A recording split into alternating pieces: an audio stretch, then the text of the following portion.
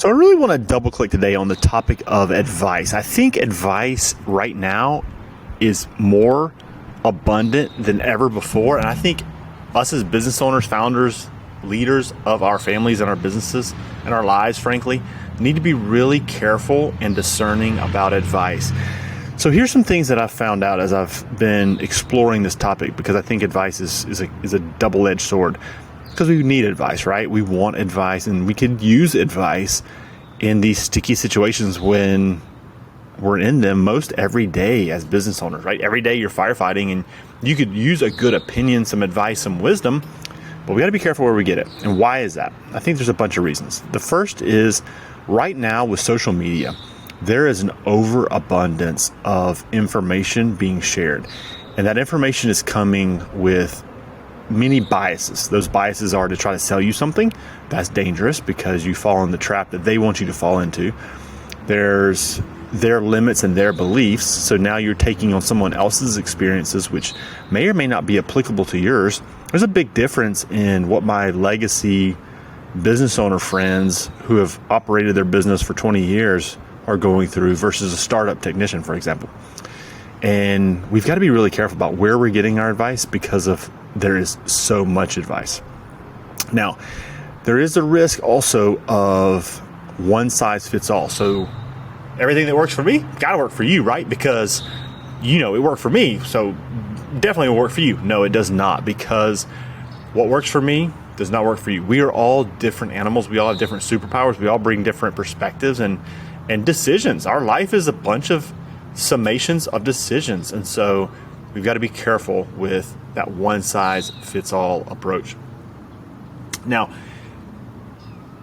confirmation bias. So what is confirmation bias? That's the pleasantries, the agreement with your opinion without some discernment built in. Because when you start hearing, oh, that's a good idea, go after it, and you're getting confirmation bias in the wrong way, now all of a sudden you've set off into a path that is based on confirmations and people pleasing maybe versus what is really applicable and really worth you going after and what you should be listening to.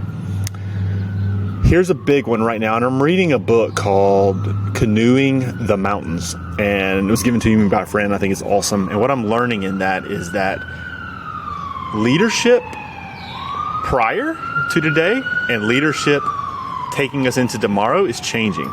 So information is rapidly changing. So I almost think we need to be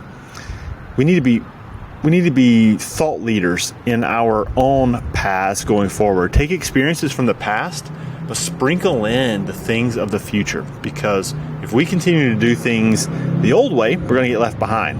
And those advice, it will not be applicable, will not help us. If we're only considering new ways, we're going to miss some of the goldness of the old way. So I think we've got to be really discerning about old and new. And I think there's an opportunity to bridge the two, which is really unique, really cool, and really something I'm exploring in our businesses right now is how do we take those old school businesses, which are awesome and they're doing great, and the people are wonderful, and sprinkle in some new ideas and new school thinking, which would change the trajectory of our businesses and kind of take them from stale to thriving, right? And that leads me to the final point, critical thinking. This is something that I've been really interested in because advice taken without discernment or critical thinking can put us into this path where all of a sudden we're doing something because someone else gave us their way. I think we need to be really critically thinking about where we want to go in the future, what ideas we can bring to our businesses, and making sure that we're taking all the information in, processing it in our own minds, in our own space, and coming up with our own thoughts and our own opinions as to what we could be doing. Now, let me tell you this. The hardest part of entrepreneurship is when you get stuck or unclear and caught in your own ways.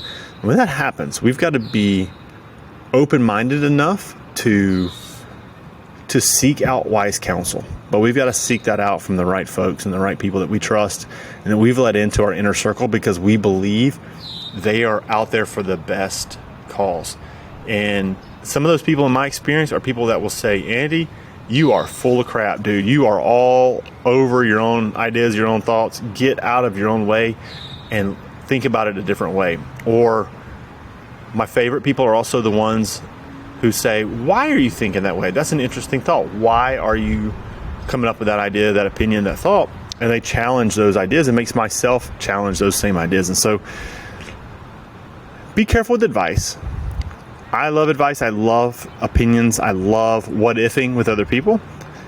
But just be careful discerning about what you're letting into your brain, because our most powerful muscle, our most powerful tool as business owners, founders, and leaders is our mind.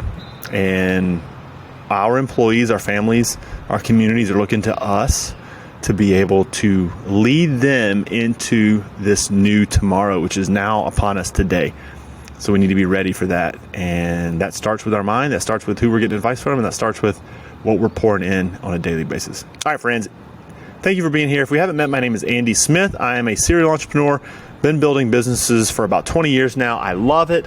I love taking ideas, launching them, building a business, and I've exited multiple businesses. And so I've been around that entire journey alone, with others, and with big groups of cool people doing it together. And it's been a learning experience and a journey, a lot of lessons, a lot of failures, some wins, and many, many stories that I love. And that's what I'm here to do, is share the journey with you.